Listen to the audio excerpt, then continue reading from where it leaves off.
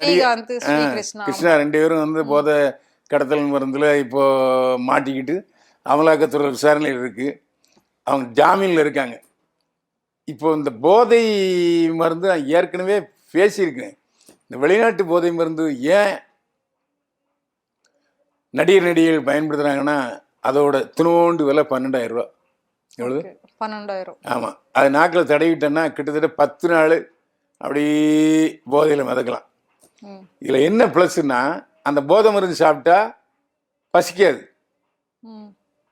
இப்போ கஞ்சா அடித்தாங்கன்னு வச்சுங்க ஃபுல்லாக பசிக்கும், செம கட்டுவாங்க. இது அப்படி இல்லை. இந்த உடல் மெலிவதற்காக இதை போட்டுக்கிட்டோன்னா அவன் பாட்டு சாப்பிடாம இருக்கலாம். ஜூஸ் குடிச்சிட்டு இருக்கலாம், உடல் மெலிஞ்சிடும். ஒன்று. இன்னொன்று, வாசனை வராது. இப்போ விஸ்கி லொட்டு லூஸுக்கு சாப்பிட்றாங்களே, அப்போ வாசம் வரும்.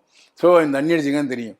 ஆனால் இந்த வெளிநாட்டு போதை மருந்து போட்டோம்னாக்கா வாசம் வரவே வராது. அதே மாதிரி நீங்கள் போலீஸில் மாட்டினீங்கன்னு வச்சுங்க, ரத்தத்துலேயும் அது நீங்கள் குடிச்சிருக்கீங்கன்னு நிரூபணம் ஆகாது.